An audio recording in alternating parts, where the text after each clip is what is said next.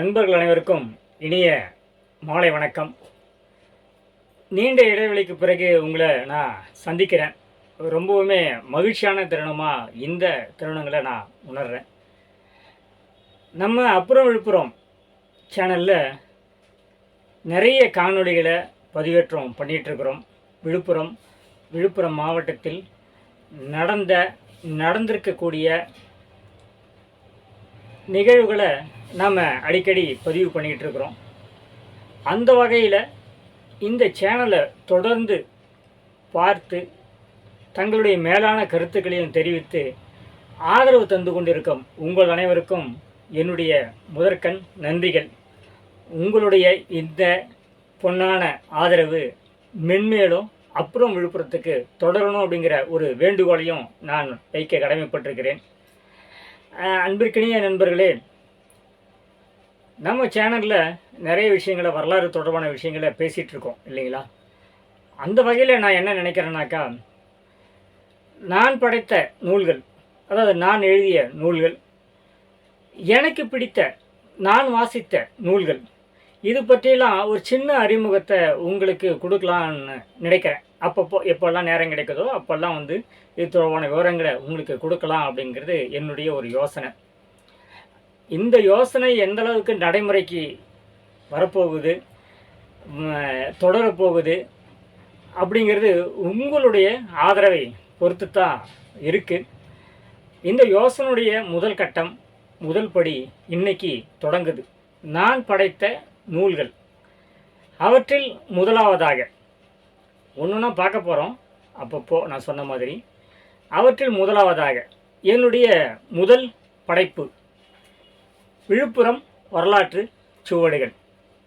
இதுதான் என்னோட முதல் நூல். இந்த நூல் உருவாவதற்கு என்ன காரணம் அப்படிங்கிறத முதல்ல உங்களுக்கு நான் சொல்லணும். ஒரு தடவை நான் சென்னைக்கு போயிருக்கும்போது, ஒரு 25-30 ஆண்டுகளுக்கு முன்பு சென்னைக்கு போயிருக்கும்போது, அங்கே தலைமைச் செயலகத்தில் ஒரு மாலை நேரத்தில் நான் தங்க நேரிட்டது. அந்த நேரத்தில் அங்கேருந்த அலுவலக ஊழியர் ஒருத்தர் என்கிட்ட பேசிகிட்டு இருந்தார். அப்போ அவர் கேட்டார், சார் விழுப்புரம்னா பெரிய ஊரா அப்படின்னு. ஏன் அப்படி கேட்குறீங்க அப்படின்னு கேட்டேன். ஏன்னா சென்னைக்குள்ளே வரக்கூடிய எல்லா பஸ்ஸுலேயும் அரசு போக்குவரத்து கழகம் விழுப்புரம் அப்படின்னு எழுதியிருக்கே அப்படின்னு. பக்கத்தில் இருந்த இன்னொரு தலைமைச் செயலக ஊழியர் அவரும் பேச்சு கொடுத்தாரு. ஆமாங்க, நான் கூட தென் மாவட்டத்திலேருந்து சென்னைக்கு ரயிலில் வரும்பொழுது coffee tea tea tea tea tea coffee அப்படின்னு ஒரு குரல் கேட்கும். கண்முழிச்சு பார்ப்பேன், அது விழுப்புரம் ரயில் நிலையமாக இருக்கும். உண்மையிலே ரொம்ப நேரம் அங்கே ரயில் நிற்கும்.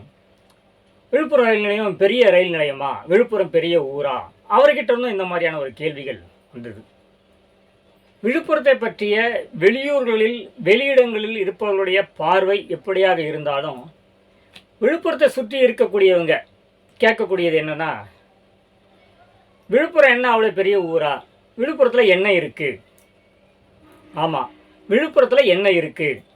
இந்த கேள்வி தான் விழுப்புரத்தை பற்றிய ஒரு தேடலில் என்னை இறக்கியது.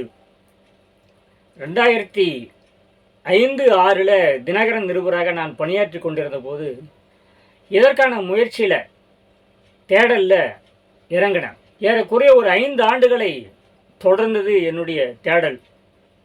அப்போ பணியில் இருக்கும்போதே இது விடுபற்றக்கூடாது இந்த தேடல் அப்படிங்கிறதுக்காக ஒரு 10 நாள் விடுப்பு எடுத்துக்கிட்டேன் அலுவலகத்தில் சொல்லிவிட்டு. என்ன காரணம் சொன்னோன்னாக்கா, எனக்கு அல்சர் பிரச்சனை இருக்குது, அதனால் நான் ஆப்ரேஷன் பண்ணிக்கணும், 10 நாள் விடுமுறை கொடுங்க அப்படின்னு சொல்லிட்டு கேட்டுக்கிட்டேன். ஆனாலும் அந்த 10 நாளும் விழுப்புரத்தை பற்றிய தேடலில் தான் நான் இருந்தேன் அப்படிங்கிறத நான் ரொம்பவும் பெருமிதத்தோடு சொல்லிக்க விரும்புகிறேன். நூலை பொறுத்த வரைக்கும் நிறைய ஆவணங்களை நான் பயன்படுத்தியிருக்கிறேன். அந்த ஆவணங்கள் எந்த வகையிலானவை அப்படின்னு பார்த்தீங்கன்னாக்கா, பெரும்பாலும் புகைப்படங்கள் தான். அதுதான் காலங்கடந்தும் பேசக்கூடிய ஆவணங்களாக நிற்கும் அப்படிங்கிறது என்னுடைய நம்பிக்கை. ஏறக்குறைய 150க்கும் மேற்பட்ட புகைப்படங்களை இந்த புத்தகத்தில் நான் பயன்படுத்தியிருக்கிறேன். இன்னும் குறிப்பாக